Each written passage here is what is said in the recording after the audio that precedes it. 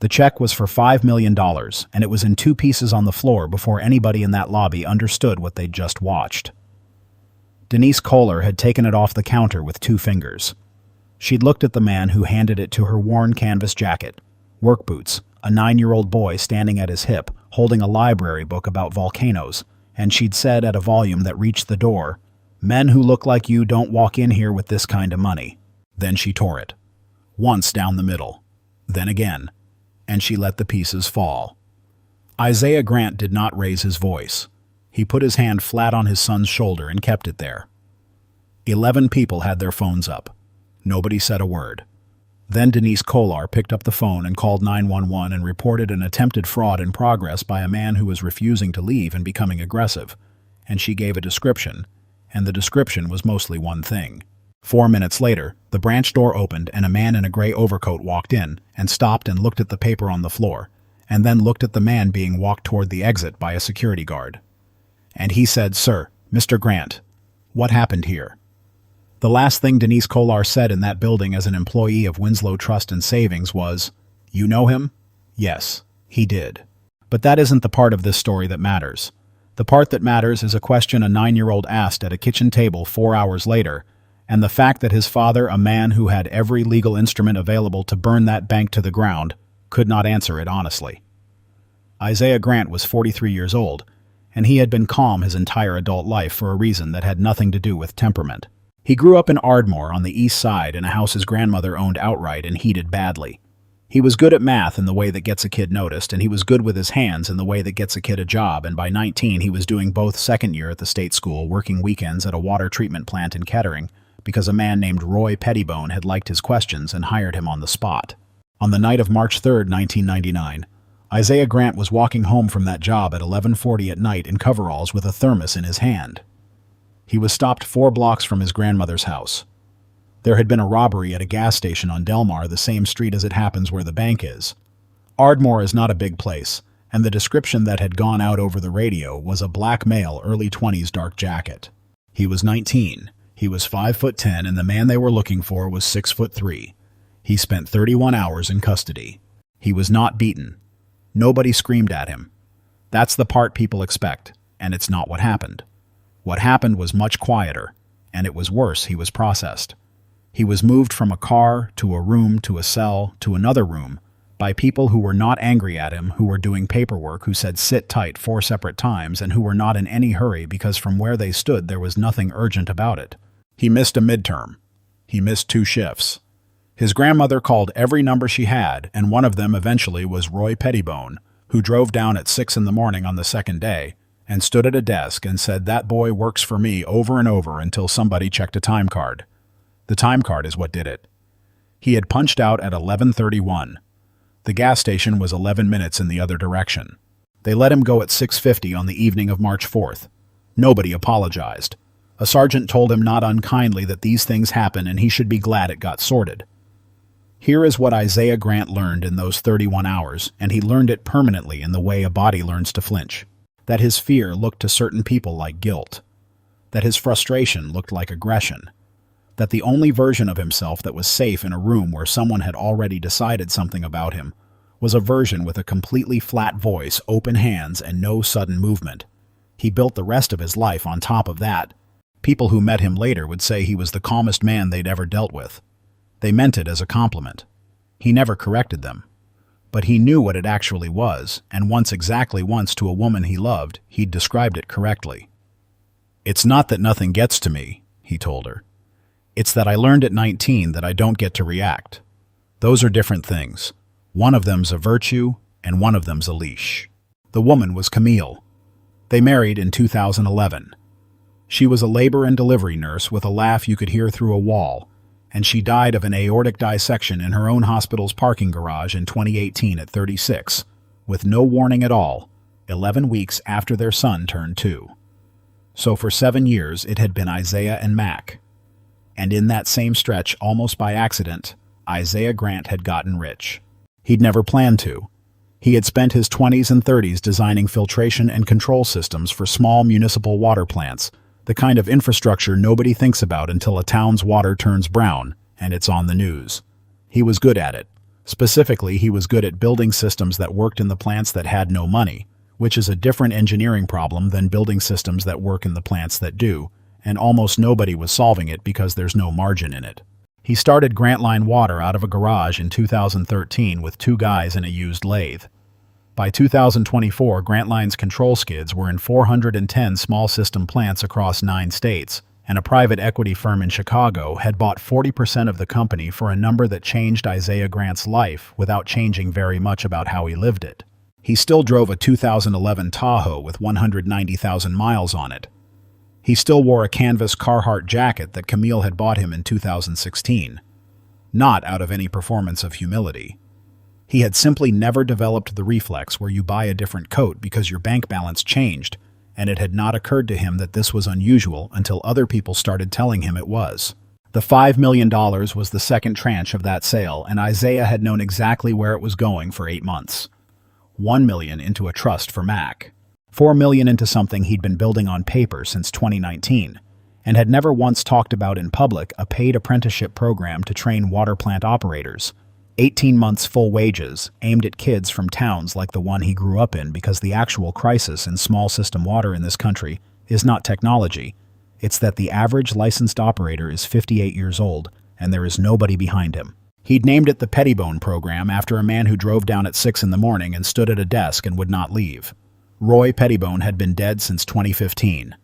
Isaiah had never told him about the 19-year-old thing and had regretted that at the funeral, and had been carrying that particular regret around for a decade the way people do.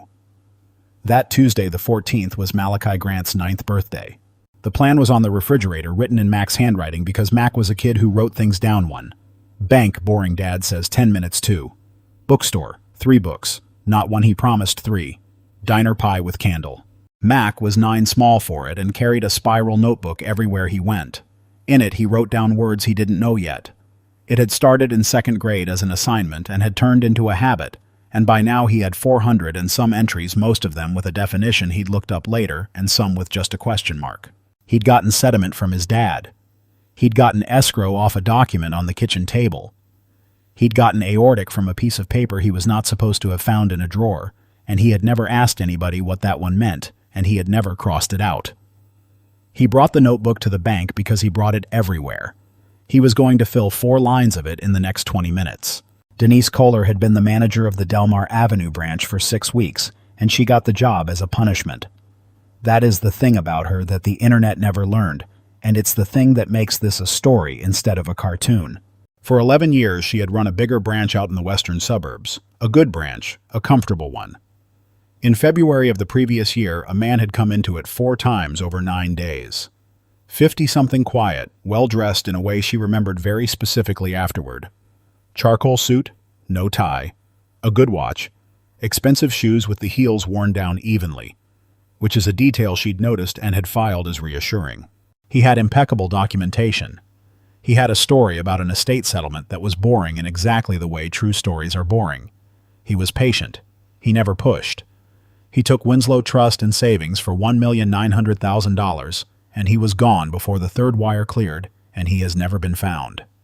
The internal review found that Denise Kohler had followed 6 of the 8 required verification steps. Not 0. 6. She was demoted.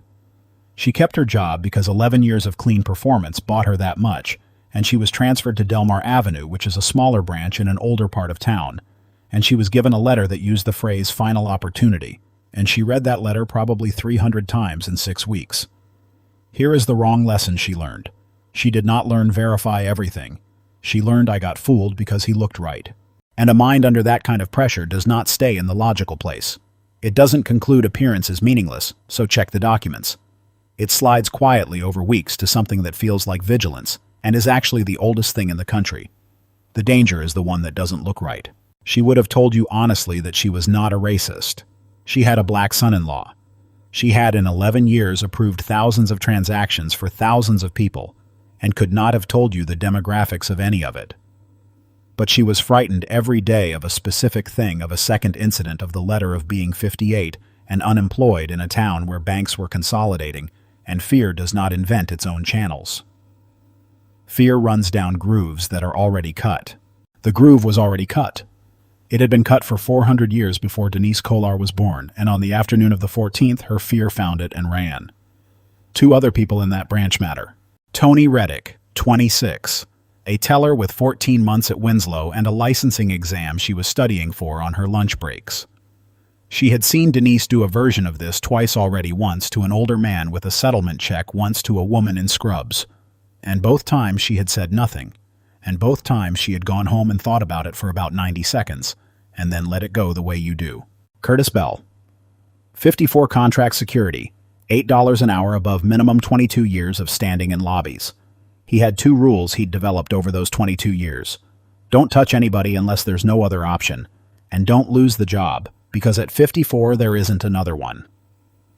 On the 14th of that month, at 3:52 in the afternoon, both of those people were going to be handed the same choice at the same moment, and they were going to answer it differently. The branch closed at 5. Mac's birthday dinner was at 6. 10 minutes. Isaiah had promised it would take 10 minutes. They came through the door at 3:41. Mac was talking about Krakatoa. He had been talking about Krakatoa since the car, and he was not close to finished. And the sound it made was the loudest sound in recorded history, Dad. People heard it 3,000 miles away. Sailors' eardrums burst 40 miles away. That's a real number. It's a real number. It's in the book. Then that's a real number. There were 4 people ahead of them at the rope. Isaiah put his hand on Mac's back, and they got in line, and Mac opened his volcano book on his forearm and kept reading, and Isaiah looked at his phone. 3:42. At 3:44, a man in a quarter zip came in behind them, went to the second window, and was served. At 3:47, a woman with a checkbook and a Winslow tote came in, went to the third window, and was served. At 3:49, the man ahead of Isaiah finished and left, and the first window's teller. Not Tony, a young guy named Brett, looked up, made eye contact with Isaiah for approximately half a second, and then looked down at his terminal and started typing something. Mac noticed before his father said anything. Mac was 9 and he noticed everything. It was the single most exhausting and most wonderful thing about him. Dad, why's nobody calling us? And Isaiah Grant, who had a decision to make in that second about what to teach his son, and who had been making versions of that decision since Mac was old enough to ask, said what he always said. They're busy. Give people the benefit of the doubt until they use it up. That's not busy. He's typing. Then he's typing. He tapped the book. Krakatoa. At 3:51, Tony Reddick called them forward. Isaiah put the check on the counter face up along with his driver's license and his Winslow debit card, which was worn white at the corner because he'd had it for 11 years. I'd like to deposit this into the business operating account, he said, and then I need to move $4 million of it out to a separate account tomorrow, but that part I can do online. Tony looked at the check. $5 million is not a normal thing to see in a branch on Delmar Avenue on a Tuesday. It's not a normal thing to see anywhere. Tony Reddick's hands did the thing hands do, and she said, "Okay, sir, give me 1 moment." And she did exactly what she was trained to do, which was flag it to the manager. That's not the failure. That's the procedure. Tony Reddick did her job correctly at 3:52 in the afternoon.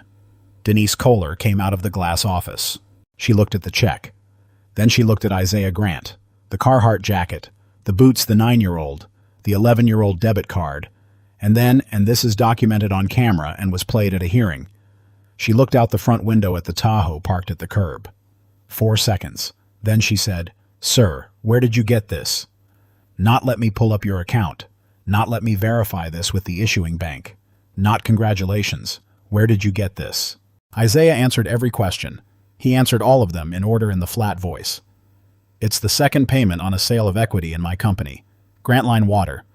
We're on 6th and Rowan, about 9 minutes from here. And the issuing institution. First Grand Central Chicago. The wire confirmation came through at 8:15 this morning. I've got it on my phone. He held it up. She didn't look. Do you have documentation of the sale? In the truck. I can go get it. It's 40 seconds. I'd rather you stayed here. That landed in a particular way. Isaiah's face did not move. Mac's did. Mac looked up at his dad and then at Denise and then quietly opened the spiral notebook on the counter and wrote something. Ma'am, Isaiah said, I've banked here 15 years. This account's been open since 2010.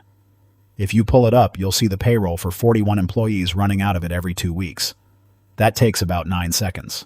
I'm going to ask you again where the funds originated. I've told you twice. You've given me a name. I've given you a name, a wire confirmation, an account I've had for 15 years, my license and my card. He put both hands flat on the counter open, and if you know what that gesture is, you know what it is. I'll do anything you want me to do, but I'd ask you to please check something before you ask me a fourth question. The lobby was listening now. It's a small lobby. Tony Reddick said quietly, Denise, I can call First Grand Central. It's a 2-minute call. I've got the number. Go back to your window. I'm just saying it would. Tony. Denise's voice went up half a step. Your window. Tony Reddick went back to her window. She has said since that she stood at it for the next 6 minutes with her hands shaking and her mouth shut, and that she has thought about those 6 minutes more than any 6 minutes of her life. By 3:56, there were 9 people in that lobby and 6 phones out. Not one of those 6 people spoke. This is the part of the story people skip, so let's slow down. The most consequential thing in the Delmar Avenue branch that afternoon was not what Denise Kolar did. It was what 11 other adults did not do, which was anything at all. They filmed. They filmed carefully angling for a clean shot. They were in their own minds documenting which felt adjacent to helping and which cost nothing, and which is not the same thing, and everyone knew it. One man in a fleece vest near the deposit slip said to the woman beside him, not quietly enough, Guy's probably using the kid, makes it look legit. Mac heard it. He didn't ask what it meant. He just moved one step so that he was in front of his father's left leg instead of beside it, and Isaiah felt his son's back come up against his knee, and something in his chest went to a place it had not gone in 26 years. The woman beside the man in the fleece did not answer him. She looked at the floor. She has since said in a deposition that she almost said something and that she thinks about it, and that she does not have a good explanation. She's the honest one. Everyone else in that lobby has a reason. At 3:58, Isaiah Grant tried one more time, and he tried it the only way he had left. Ma'am, can I show you something on my phone? I'm going to reach into my jacket pocket now. He announced it. A 43-year-old man in a bank narrating his own hand movement because he learned at 19 that unannounced motion is a thing that gets read. Denise Kolar said, Keep your hands where I can see them. Something went across the lobby. Then a small collective intake, the sound of 9 people simultaneously registering that a line had been crossed and simultaneously deciding it wasn't theirs to say so. Isaiah put both hands back on the counter, palms down. Okay, he said, then still perfectly level. I want you to hear what you just said to me. Not for my sake, for yours. You're going to have to explain that sentence to somebody in about an hour, and I'd rather you got the chance to take it back now. That was the last off-ramp. It was 9 seconds wide. She had a phone in reach and a count on her screen, a teller who'd volunteered to make the call, and a customer telling her in advance exactly what was coming. Denise Kolar said, Don't tell me my job. Sir, I'm not able to accept this instrument. Then don't accept it. Isaiah reached for it. Give it back and I'll take it to the 6th Street branch. Denise Kolar put 2 fingers on the check. I have an obligation to report suspected fraud. You don't suspect fraud. He said it evenly. You haven't checked anything. You can't suspect what you haven't looked at. You've decided. And it was that sentence, accurate, quiet, unanswerable, that did it. Because there is a particular kind of anger that comes over a frightened person when someone describes them correctly. Men who look like you, Denise Kolar said, don't walk in here with this kind of money. The lobby went completely silent. Then she tore it. Once down the middle, then again the second tear harder than the first, and she opened her hand, and the 4 pieces went down onto the tile and slid a little the way paper does. Max started to crouch to pick them up. Hey! Isaiah caught him under the arm and brought him back up, gently. No, not on the floor, not for that. He looked at Denise Kolar. Ma'am, he said, I want to be clear with you because I don't think you understand what just happened.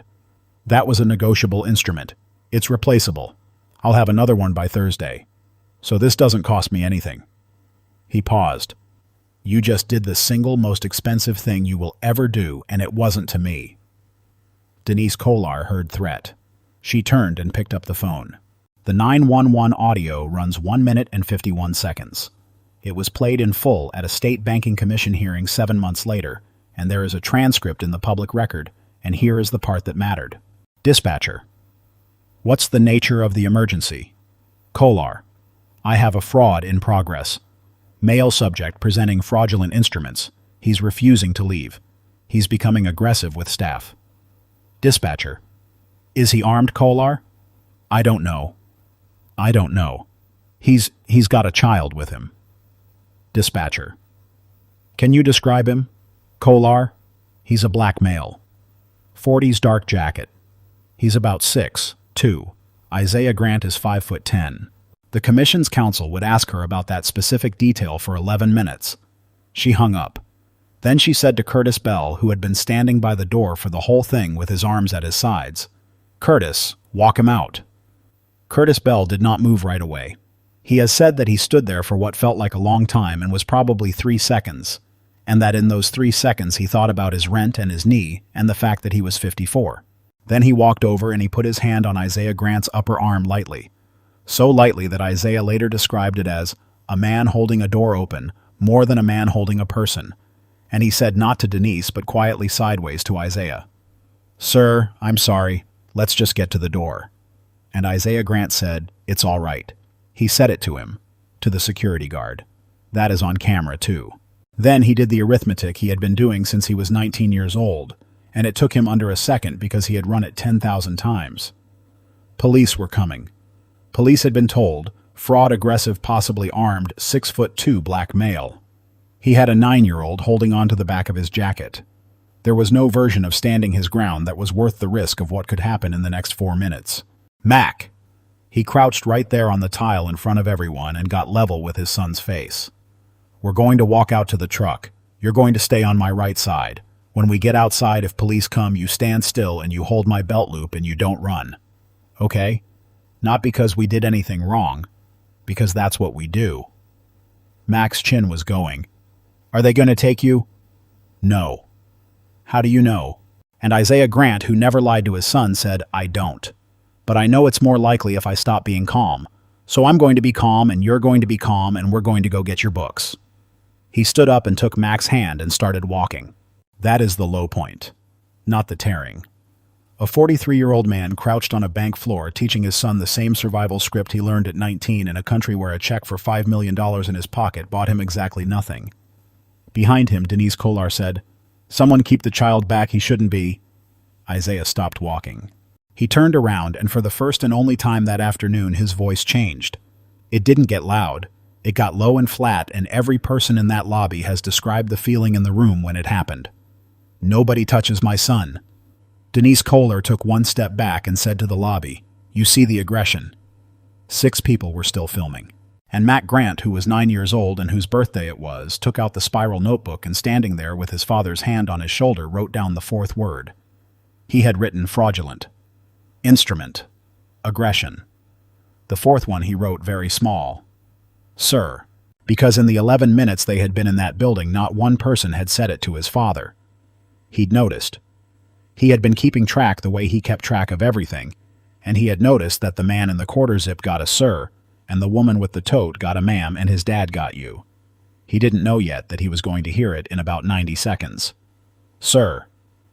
The door opened at 4:03.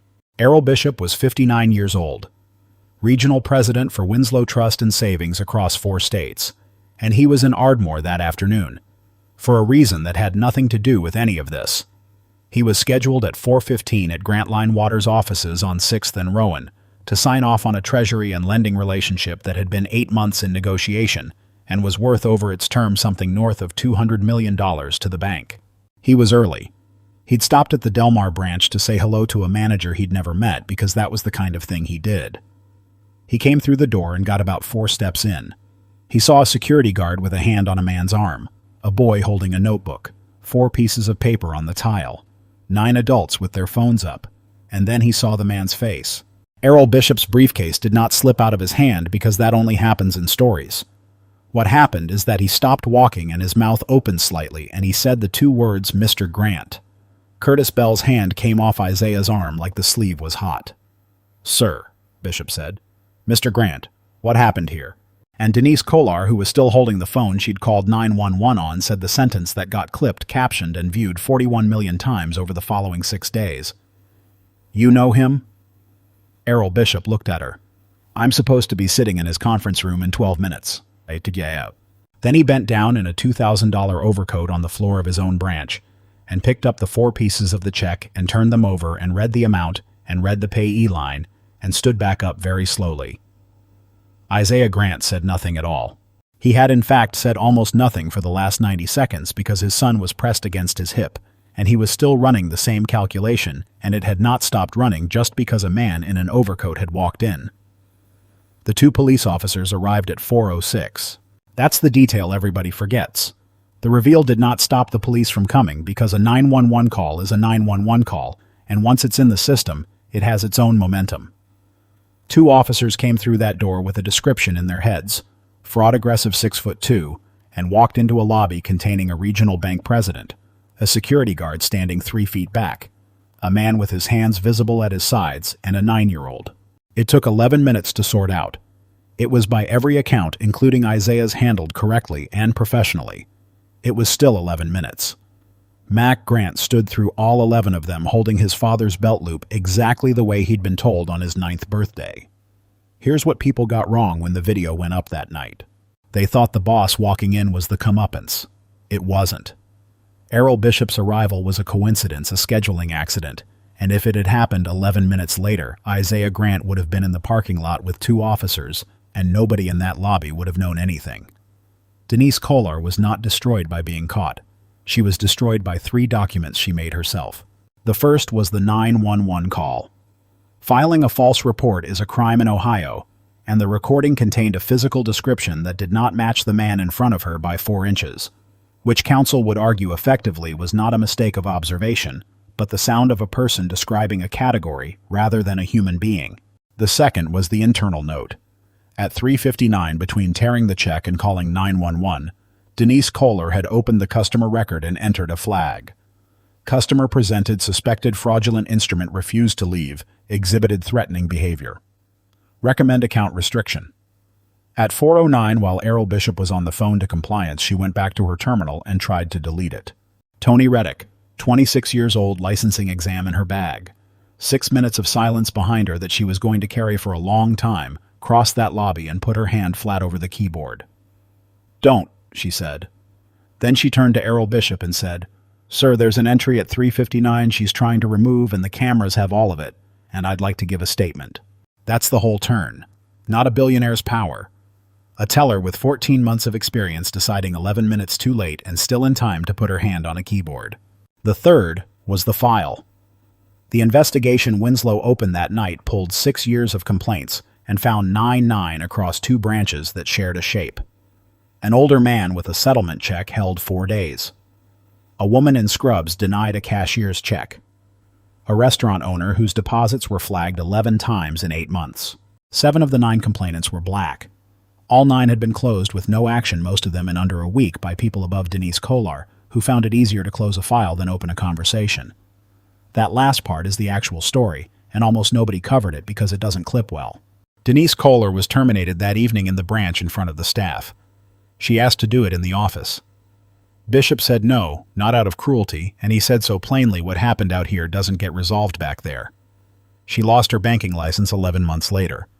She was charged with filing a false police report and pled to a reduced count. She was named in a civil action brought by 4 former customers which settled. Curtis Bell was suspended, then reinstated. The footage showed what it showed. His hand never tightened, he said. "Sir," he let go instantly. He told the investigators on the record, "I knew it was wrong when she said it. I did it anyway because I'm 54 and I need the job. That's not an excuse, that's just the true reason." Isaiah Grant read that transcript twice and asked that no action be taken against him. Tony Reddick was promoted. She'll tell you she doesn't feel great about it because the promotion came for the 11 seconds at the keyboard and not for the 6 minutes at the window, and she knows which one was harder. Brett the teller, who looked up for half a second at 3:49 and then started typing, was not disciplined because there is no policy against not calling someone forward. He quit 4 months later. He has never spoken publicly.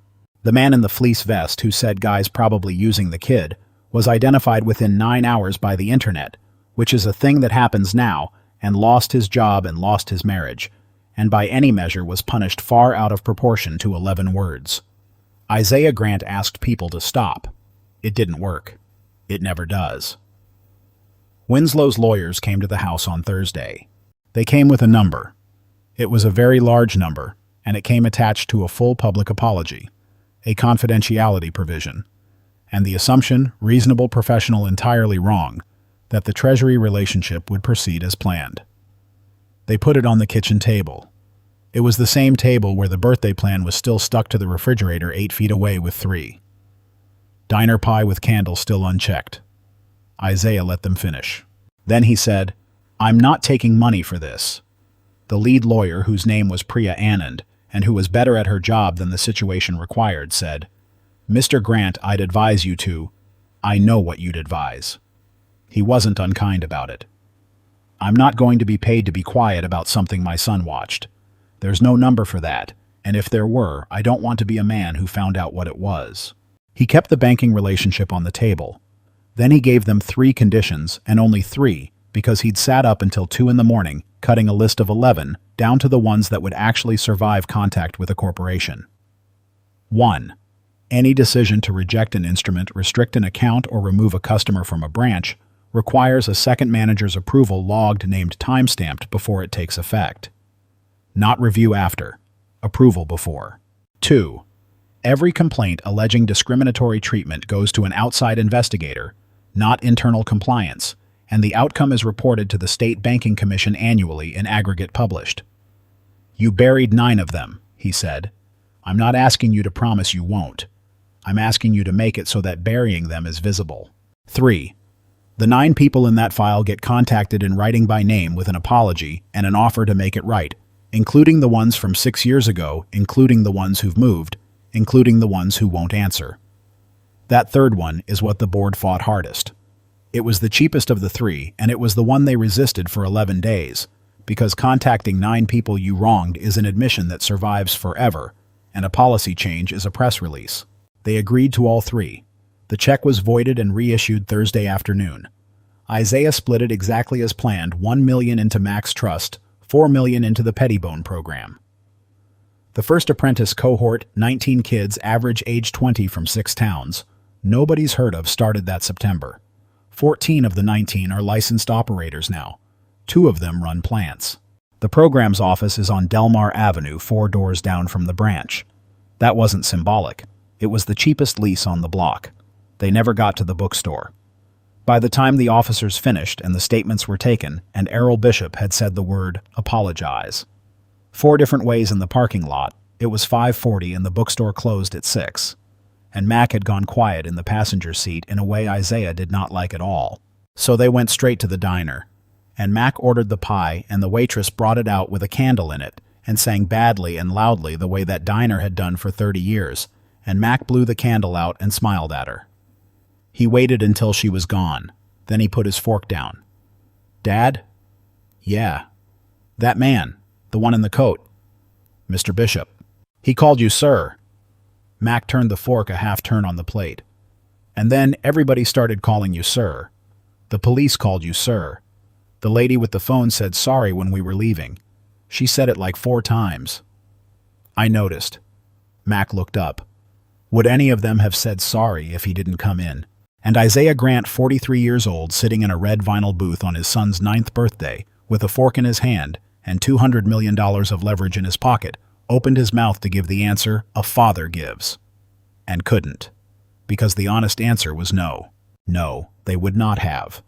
He would have been in the parking lot on Delmar Avenue with 2 officers and a false description, and the 9 people in that file would still be in that file, and Tony Reddick would have gone home and thought about it for 90 seconds and let it go, and the man in the fleece vest would have gone to dinner. Everything that happened after 4:03 happened because a man in an overcoat had a 4:15 appointment. That was it. That was the entire mechanism. No, Isaiah said. They wouldn't have. Mac nodded slowly. He didn't cry. He'd done that already in the truck for about 40 seconds, and then he'd stopped, and Isaiah had noticed him stop, and had understood exactly what he was watching, which was a 9-year-old beginning to build the same leash his father had been wearing since 1999, and had been unable to do a single thing about it. "So it only worked because you're rich," Mac said. "It only worked because I'm rich," Isaiah said. "Yeah, that's not fair." "No." Mac thought about it. "Then what's the point of being rich?" he said, and it wasn't rhetorical, he genuinely wanted the answer. He was 9 top. "If it only fixes it for the person who already has it." Isaiah Grant put down his fork.